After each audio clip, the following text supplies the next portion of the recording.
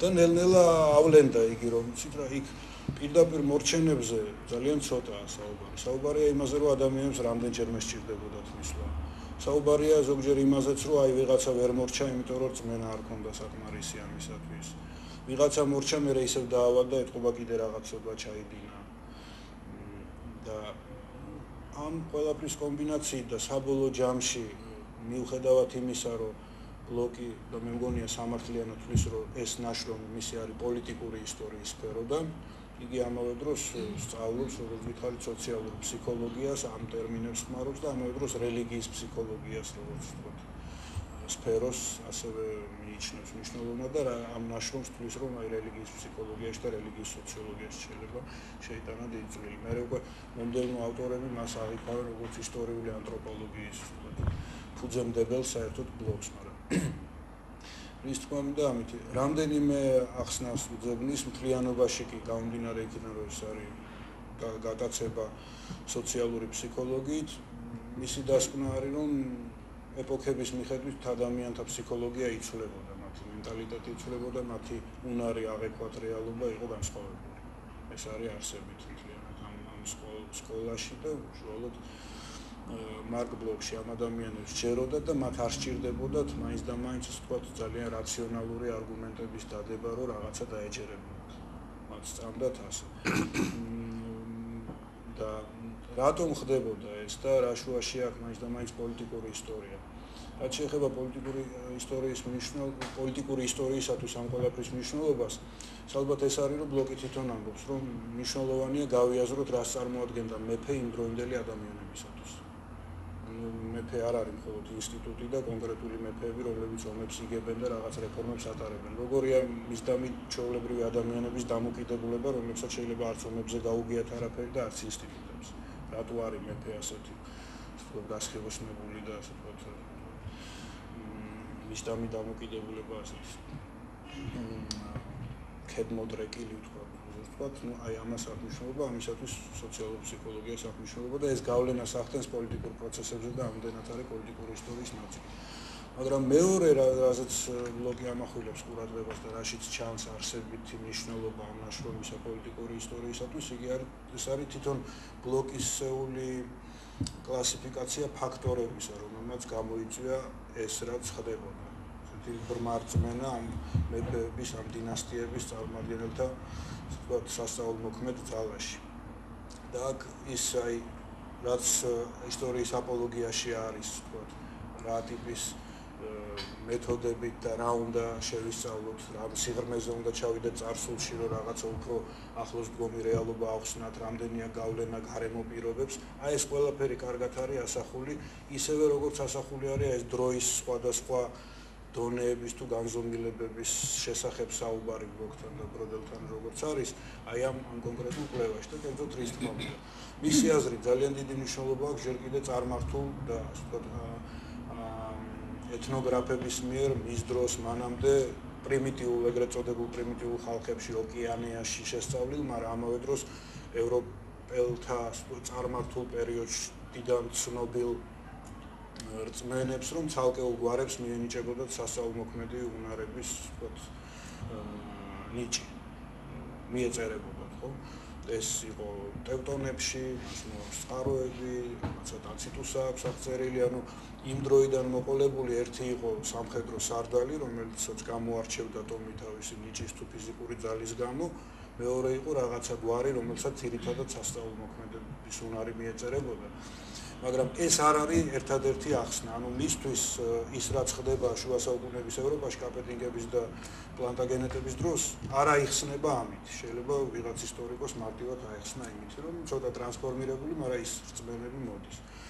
არა ამბობს ის, რომ იმ წარმართულ ეპოქაში გვარებს მიეწერებოდათ ძალა იმისა, რომ მოსავლიანი ყოფილიყო წელიან, რაღაცა უბედურება და ყველა ერთად დაავადებულიყო, ყველა ერთად მორჩენილიყო, ქრისტიანობამ ასეთი რწმენები დაანგრია.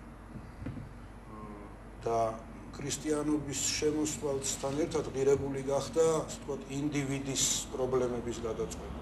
ინდივიდის ვისშიც, ასე ვთქვათ, ღმერთია თვითონ განსახიერებული, იმის შველა, იმის დახმარება.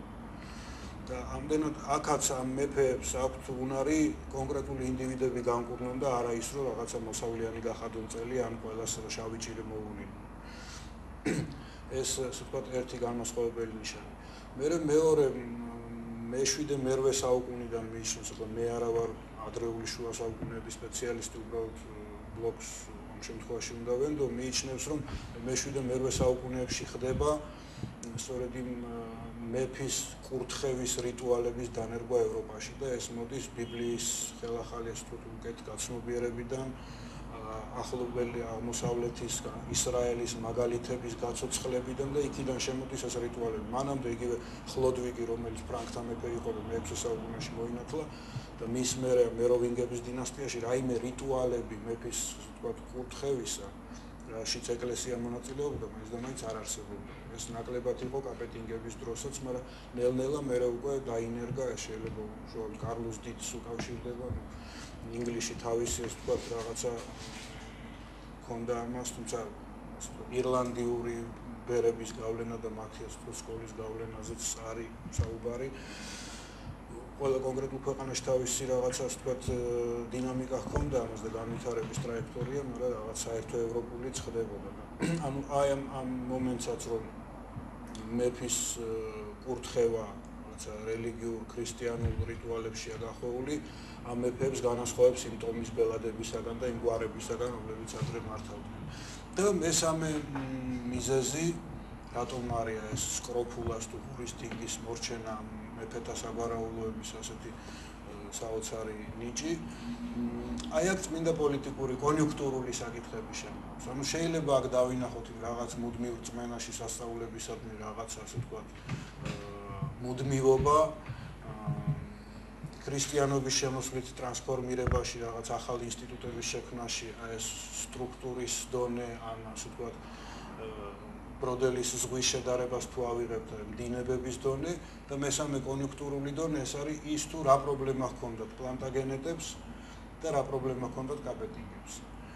ორივე რაღაცნაირად, პლანტაგენეტები ვთქვათ ისე ვილიამ დამპყრობელიდან მომდინარე რაღაცნაირად თავს ეთყობა ბოლომდე ვერ აღიქვავენ ლეგიტიმურებად და უნდათ დაკავშირება ანგლო-საქსონურ სამეფო დინასტიებთან და ამით გამტკიცება თავისი ძალაუფლების და სხვა შორის აი პლანტაგენეტების ლეგენდა რომ ისინი არჩენენ, მოდის იქიდან რომ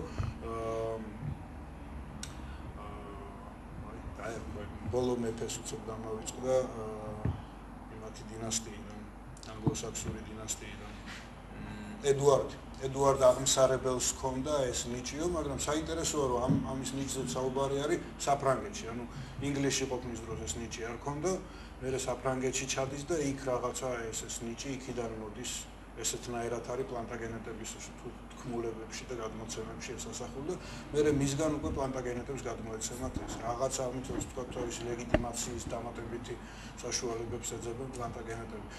კაპეტინგები ასევე ითვლებოდნენ გარკვეულწილად უზურპატორებად ძალაუფლების, კაროლინგების დინასტია ჩაანაცვლეს, ჰუგო კაპეტი პარიზის გრაფი იყო, ჩვეულებრივ ვთქვათ ფეოდალები იყვნენ კაპეტინგების და მათ არ გამოაქვთ ეს ნიჭი კაპეტინგებისგან, თვითონ ცდილობენ აი ამის ვთქვათ პროპაგანდირებას, რომ მათ აქვთ ეს ნიჭი და ეს ასე ვთქვათ მათ დამატებით ინტერესსა თუ დამატებით ვთქვათ ერთგულების გენერირებას იწვევს. მაგრამ ბლოკი ძალიან სამართლიანად ჩემის აზრით არ ხსნის, რომ აი ეს ბოლო მიზეზია გადამწყვეტი. რო არ ყოფილიყო საზოგადოებაში გაბატონებული რწმენა სასწაულებისადმი, ნაკლებად სავარაუდოა, რომ ასე ვთქვათ კაპეტინგებს თუ პლანტაგენეტებს და მათ ქრონოგრაფოსებს ამაზე ამდენი ელაპარაკეთ, ემუშავათ, ევაწათ და მეორეც მათ არ არის გამორიცხული, რომ გამომდინარე ზოგადად იმდროინდელი სოციალური ფსიქოლოგიიდან არ არის გამორიცხული კი არა, უფრო სავარაუდოა, რომ მათ მართლა ჰქონოდათ ამის რწმენა. იმიტომ რომ ბოლო რაც მინდა ვთქვა, ეს სკროფულა თუ ეს ღორის დინგი ინდაგვარი დაავადებაა და ამაზე ბევრს წერს ბლოკი, რომ შეიძლება თუ ადამიანი მიდრეკილი არის, ასე ვთქვათ, რწმენებისაკენ სასწაულებში, სასწაულთა რწმენისაკენ, შეიძლება დაიჯეროს, რომ იგი ხელის შეხებით მორჩენადია.